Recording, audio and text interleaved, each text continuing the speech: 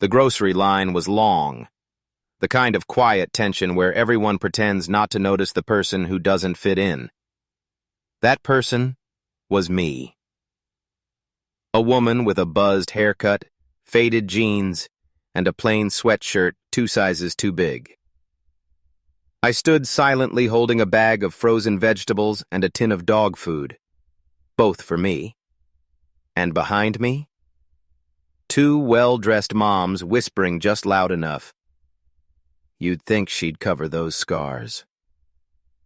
She looks like she just came back from war or prison.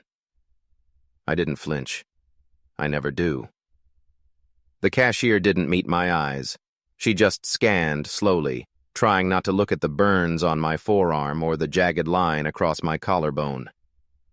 But then, a man stepped up behind them, older, broad shoulders, wearing a U.S. Marines cap faded by time and sweat.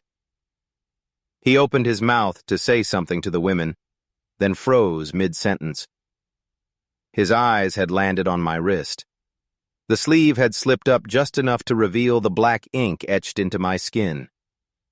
Ghost Division, Echo Company, 3rd Recon. His face turned white. His hands trembled, and all at once, the whole store felt silent. Ma'am, were you part of Operation Red Spiral? My answer changed everything in that room. And the 2 women who had just mocked me? They realized they had laughed at the last person they should have judged. They always look the same. The ones who judge. Clean hair, polished nails, soft eyes that have never seen a blast wave up close, and voices, high-pitched and full of pretend kindness. I heard them the moment I stepped into the grocery store. You'd think she'd try a little harder. That's not even a real shirt. I was wearing a gray sweatshirt, oversized, sleeves long enough to hide what I didn't want seen. A decade ago, I would have smiled. I might have even responded. Now, I've learned silence cuts sharper. The manager watches me every time I walk in. He pretends he's fixing the gum rack or dusting canned beans. But I see the way his eyes dart to my hands, the burns, the tremor, the way I count coins like someone who's been hungry before. I had $11.63 in my wallet, enough for dog food, rice, and a frozen bag of vegetables. That's dinner and breakfast, if you portion it right. As I waited in line, I felt it again, that itch. Not on the skin, but under it, the way a memory crawls up from bone. You've got to be tougher than steel, Elle, Sergeant Maddox used to say, because once the fire hits, only steel survives. Funny how some things you forget, but that voice stays. He didn't survive, neither did any of the others in Echo Company, except me. The woman behind me, blonde, too many bracelets, pushing a full cart of overpriced produce, let out a breathy laugh. God, it smells like gun oil. Her friend snorted. Maybe it's her cologne. I didn't turn, didn't blink, just stepped forward as the cashier scanned the frozen peas. Beep, beep. Every sound echoed like a pulse. And then, "Red Spiral?" a voice said from behind. It wasn't a question. Not really. It was the voice of someone who'd been there. I turned. He was older, 50s maybe, stocky frame under a flannel shirt. But I saw the real detail instantly. The way he stood, heels aligned, shoulders squared, his right hand twitching near where a rifle strap once hung. He was military, no doubt. "That tattoo," he said, voice quieter now. "Echo Company?" I didn't speak. I didn't need to. My sleeve slipped back slightly more as I reached for the receipt. The letters were clear. Ghost Division, Echo Company, RS. His eyes filled instantly. Not watery like a movie scene. Real. Sharp. Like seeing a ghost you thought you buried. I read the report, he said. They said none of you made it. I finally looked him in the eyes. They were wrong. The two women behind him, dead, silent now. The laughter had drained out of them like someone cut the power. You were on the North Ridge? He asked. I held the North Ridge, I said. The cashier, a young woman with pink hair and chipped nails, finally looked at me. Really looked. Her hand shook as she handed me the change. I nodded once, took my bag, and turned to leave. As I passed the veteran, he raised his hand in a salute. But I stopped him. Don't salute me, I said. Salute Maddox. Salute Reyes. Salute Ford. He swallowed hard. They didn't make it. They bought the time for me to make it. I walked out of that store without looking back. The air hit cold against my face, but it felt cleaner somehow, like a storm had passed through aisle 9 and taken something with it. Judgment, arrogance, whatever name you want to give it. That night I made my rice and fed the dog. I sat by the window watching the streetlights flicker through cracked blinds. And for the first time in weeks, I felt it. Not pride, not victory, just the quiet weight of being seen, not pitied, not mocked. Seen. The next morning I found a note tucked under my front door. No envelope, just folded printer paper. One line, handwritten in careful black ink. They called you a ghost. I know now they were right. M. There was no signature, but I didn't need one. I'd seen the man's face, and I knew the look in his eyes. Recognition, respect, and something else. Fear. They used to say Ghost Division never existed. Officially, we were Echo Company, 3rd Recon, attached to an Intel Shadow unit in 2010. Unofficially, we were the cleaners, the ones they sent in when diplomacy failed and maps got redrawn in smoke. They trained us to be invisible. Then they left us behind like we never existed. After Red Spiral, the report said the ridge was overrun, that no one survived the 2-day siege. But they were wrong. We didn't survive. We endured. We crawled through ash, bone, and bullet. I still have the tooth Maddox lost when the blast threw him against a burned-out truck. I wear it on a string around my neck, not for luck, but so I never forget the sound of his last breath. That day at the grocery store, the moment the vet saluted me, it didn't just change the air in that building, it spread. 2 days later, I was back for eggs and coffee. Different cashier, different energy. No whispering, no staring. Just a quiet, respectful nod as I walked through. By the time I reached the back aisle, someone tapped my shoulder. She was young, late teens, hoodie, nervous eyes. Excuse me, are you the woman with the tattoo? The recon one? I paused. She pulled up her phone and showed me a photo. Grainy security cam footage from the previous day. My arm, the tattoo, posted online. The caption read, "She was the only one who came back, and she carries them all. Over 30,000 shares." I didn't know whether to be angry or grateful. "My brother's in the Corps," she said softly. "He's in Jordan right now. I wanted to say thank you." I nodded once, didn't say a word. She didn't need me to. Later that week, a man knocked on my door. Suit, thin tie, badge clipped inside his blazer. "Ma'am," he said carefully, "I'm with the Department of Defense Verification Unit. Can we talk?" He didn't wait for me to invite him in. Sat down at my small kitchen table, took out a folder. Inside, old dossiers, blurred field reports, photos taken with satellite overlays. "We've been tracking someone from your unit," he said, "but every trace ends with you." I didn't blink. "Because the rest are dead," I said, "and the ones who helped cover it up made sure no one could ask questions." He shifted in his seat. "You're not in any trouble," he said. "Quite the opposite. Your story's circulating, and the families, the ones who never got closure, they're asking questions." He pulled out a photo, Ford's ID badge, cracked at the edges. "His sister filed a request to meet you. She said you might be the only person who knows what really happened." I felt something press behind my ribs. Not sadness, not even anger. Responsibility. I hadn't spoken those names in years. But that night, I sat at the window and whispered each one, like a prayer stitched from grit. Ford, Reyes, Maddox, Kilroy, Tenor, Bishop, Chan, Alvarez.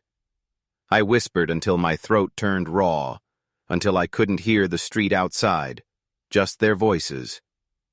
And in the dark, I realized something. Maybe I wasn't the ghost. Maybe I was the witness. The proof they ever lived. The next morning, I opened my front door and found a package. Inside was a folded American flag and a dog tag. The letter simply read, "You don't owe them silence anymore." The library used to be my sanctuary. Quiet, neutral, safe. It was the one place in town where I could exist without flinching, without feeling like someone's target or curiosity. Until that day. I came in through the side entrance, the one near the veterans' wall. They'd built a glass case in the back corner. Medals, folded flags, a few black and white portraits under dust-filtered lights. I usually passed it without looking. Too many ghosts trapped behind that glass. That morning, I needed to print something. A VA referral for physical therapy. My shoulder had been locking again. I was waiting at the copier when I heard the voice. Shrill, sweetened by fake politeness. "You know they have shelters for women like her." The woman was talking to someone on the phone, but loud enough for the whole reading room to hear. Her voice echoed off marble floors and pressed tin ceilings. "I mean, it's almost selfish walking around like that. Children come here. They shouldn't have to see that." She was looking right at me. I turned. She wore a powder blue cardigan, pearls, and smugness. Her hair was the kind that takes 3 hours and too much money to shape into something that doesn't move. Behind her, a toddler flipped through a pop-up book. I wasn't even near the kids section. I stepped forward, calm. "Is there something I can help you with?" She sneered. "No, dear. I just think you'd be more comfortable. Somewhere people are more like you." She didn't say the word. Didn't have to. She meant damaged. Broken. I could have walked away. I've done it before. Bitten my tongue so hard I tasted blood. Let people off easy. But not this time. I unzipped my jacket slowly. The scar across my collarbone caught the sunlight. The curved one on my neck, white like frostbite, glistened under the fluorescent light. Her smile faded. But I wasn't done. I pulled my sleeve up to the elbow. The tattoo showed fully now. Ghost Division. Echo Come RS. The librarian, a quiet man named Daniel, stood behind the desk watching. He said nothing, but his eyes locked on the ink like it was a signal from a war he barely remembered. "Do you know how many people that unit lost in a single night?" I asked her. "Do you know what it smells like when your commanding officer catches fire because you pulled him out of a burning Humvee?" Her lips parted. I stepped closer. "This?" I pointed to the scar on my forearm. This is where I stopped a man from bleeding out with my bare hands, while bullets cracked open the rocks around us. This, I pointed to my throat, is where a piece of shrapnel tried to take my voice, but I'm still here. And if your kid asks what these mean, you better thank whatever God you pray to that someone like me made it back to be asked. Silence. Thick, weighty, honest silence. The woman turned, grabbed her child by the arm, walked out fast, head down, eyes watery. Daniel came over. I didn't know, he said quietly. That's the point, I replied. Nobody's supposed to. An hour later, as I walked home, I passed the small flower shop 2 blocks from the library. There was a note taped to the window, handwritten, to the woman with the Ghost Division tattoo. You carry more than scars. You carry history. Thank you. No signature, just the weight of being seen again. That night, I sat with my dog Grizz at the edge of the porch. He's half blind and all bark, but he never flinches at my scars. Never did. I thought about Reyes that night. She was our medic, smart, braver than all of us. When the north flank fell, she stayed behind to treat the wounded, even when we begged her to pull back. They wouldn't leave us, she'd said. I won't leave them. We never found her body, only her medkit, burned around the edges, still zipped shut. Sometimes I think the scars we wear outside are nothing compared to the ones we keep hidden. But once in a while, when you speak the truth, when you say the names, when you refuse to shrink, the world changes shape around you, even if just for a moment. And in that moment, I wasn't the woman with the scars anymore. I was the last of Ghost Division. And for the first time in a long time, that felt like enough. The envelope came on a Thursday. No return address. Just my name in sharp block letters. E. Marek. Handwritten. Ink pressed deep, like the person writing knew the weight of each letter. Inside was a single card, thick, cream-colored, embossed with a seal I hadn't seen in over a decade. A silver eagle, perched atop crossed swords. Pentagon insignia. No fanfare. No welcome committee. Just, you are requested to appear at room 317A, Department of Records and Veteran Inquiry. 1400 hours. Formal attire not required. I stared at it for a long time. The only sound was Grizz snoring beside the heater, paws twitching in a dream. It had been 12 years since the Ridge, 10 since the VA told me I didn't exist in their system. They said Echo Company was decommissioned before Spiral. They said my name was attached to a clerical error. And now they wanted to talk. I wore my cleanest pair of jeans, pressed the creases out of my old button-up, tied my hair back, no makeup. I wasn't going to hide anything. Not the scars, not the stories. Let them see the whole damn book. The Pentagon was quieter than I remembered. Stripped of the grandeur from news footage, just steel, glass, and people trying to outrun time. They scanned my ID, looked at the letter, looked at me. Then, without a word, one of them typed something into a tablet and nodded. You're clear. Elevator to level 3. The hallway was long, fluorescent lights, polished tile. I walked with purpose, not fast, not slow, like I belonged, even if I didn't. Room 3117A was smaller than expected. Inside sat a woman in uniform, her jacket crisp, her ribbons straight. She looked maybe 45, but her eyes were old. She stood as I entered. Eliza Marek? Yes. I'm Lieutenant Colonel Greer. Thank you for coming. She motioned to the seat across from her. I sat. She opened a folder, thick, aged, paper-clipped to hell. On the first page, a photo of me. From Spiral. Dust-streaked face, blood on my cheek, eyes blank, but unmistakably me. "This file was classified until 6 weeks ago," she said quietly. "Your unit's mission logs, SATCOM intercepts, after-action reports, all of it buried. You were never supposed to resurface." "And yet here I am," I said. She smiled, but it didn't reach her eyes. "The day you walked into that grocery store and that vet saw your tattoo, his daughter recorded the moment. It spread. Someone in records recognized the unit code. Then another. Then someone sent the video up the chain. All the way to my desk." She slid a small velvet box across the table. "You were never listed on the roster, but your team wrote your name in the margin of every single mission report. You were their tether, their anchor. They called you Shadowlight." My breath caught. That wasn't a call sign we chose lightly.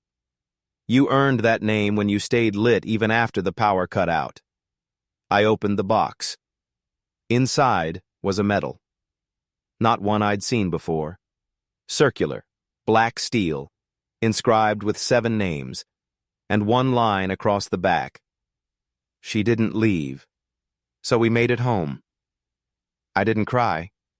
Not then, but I couldn't speak either. She stood. "We don't ask for forgiveness for forgetting you, but we won't forget again." She saluted. "For Ghost Division." I stood slowly, returned the salute.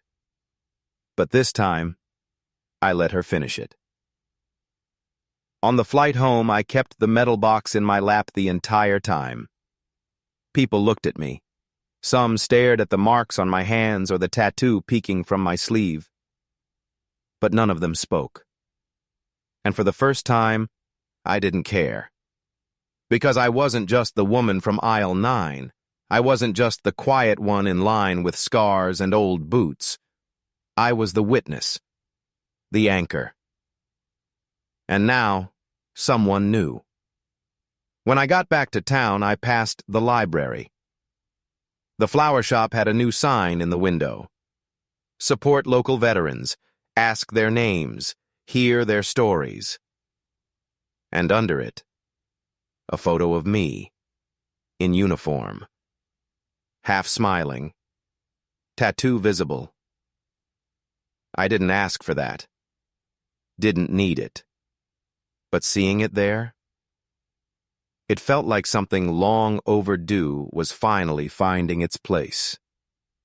Not in a file. Not in a locked drawer. In the open. It was career day. Not for me, obviously. For the middle school down the road, the one my neighbor's daughter Abby went to. She knocked on my door that morning, hoodie sleeves too long and braces barely hidden behind a nervous smile. "They want us to bring someone we admire," she said. "And my mom said you were something once." I almost laughed. Something. But I didn't. She was trying. And in her eyes, I wasn't the woman from the grocery store or the scarred ghost walking her mutt at 6 a.m. I was someone. So I said yes. Didn't tell her what to expect, just asked for the time and the room number. She smiled, ran back across the lawn, and I closed the door, fingers tightening on the edge of the frame. That morning, I dressed in black jeans and my old desert boots. The sweatshirt? Off. In its place, the canvas jacket. Faded. Torn at the shoulder seam. And on the left forearm, rolled just enough. The ink. The tattoo. Still there, after all these years. Ghost Division. Echo Coup. RS. The school was louder than I remembered. Buzzing kids, fluorescent lights, the scent of cafeteria bleach and crayons. A woman with a clipboard tried to stop me at the door until she read the name tag Abby had made for me. Ms. Eliza Merrick, U.S. military veteran. She stepped aside. I stepped in. Room 203 had posters of Mars rovers and ocean trenches, desks in clusters, kids bouncing between curiosity and caffeine. Abby was in the back, practically vibrating in her chair. When I walked in, her eyes lit up like she'd brought a superhero. She pointed. "That's her." The teacher raised an eyebrow. "You're the veteran?" I nodded. They said we'd get a tech rep or someone from the fire station. Guess I missed the memo. A few chuckles, some unsure looks. I stepped to the front. No PowerPoint, no fancy intro, just my voice. I served in a unit that didn't officially exist. We went it where others wouldn't. Stayed after others left. And when the lights went out, we were the ones who made sure someone came back. They listened. Not all at first, but slowly, the room settled. I didn't talk about politics, didn't glorify it. I told them about Reyes, about how she could fix a torn artery with one hand and break a man's wrist with the other. I told them about Maddox, who sang Sinatra before every mission like it was gospel. I told them about Ford and how he kept a photo of his daughter inside his boot because he didn't trust chest pockets. And then I rolled up my sleeve, held my arm out for them to see, the tattoo. This is what I carry now. It's not for show. It's not for honor. It's to remember. The teacher, who'd been standing with arms crossed, slowly lowered her hands. "Ghost Division?" she asked softly. I nodded. "Echo Company, 3rd Recon, Red Spiral." Silence fell like a curtain. "But I thought," she whispered. "We didn't make it?" I offered. "That's what the report said." A long pause. "We made it, just not all of us." Then a boy raised his hand, chubby cheeks, shy eyes. "Are you a hero?" I shook my head. "No, the heroes didn't come home. I'm just the one who gets to say their names." That's when it happened. The door opened quietly, and in stepped a man with gray hair, wearing a dark blue VA jacket. He wasn't on the roster, but he had a purpose in his eyes. He walked to the front, held out his hand. "Lieutenant Commander Harris," he said. "Retired. I read your name in a classified folder once. I never thought I'd get to shake your hand." I shook it, and without warning, he turned to the class and said, "Stand up, every one of you. You're in the presence of a legacy." They did. All of them. Even the teacher. Some confused, some emotional, but they stood. For a woman in worn boots, with scars she didn't hide, and a tattoo they'd never forget. After class, Abby walked me out. "I think everyone's going to talk about you now," she said. "Let them." She paused. "Were you scared back then?" I looked at her. "Every single day, but I did it anyway." She nodded slowly. "I want to be like that." "Then don't be quiet when it matters." That night, I put the medal from the Pentagon in a frame beside the dog tags and Maddox's tooth. And under it, I wrote one line, the last one didn't forget. Because sometimes, all it takes to honor the fallen is one woman with a faded tattoo, and the courage to never let silence win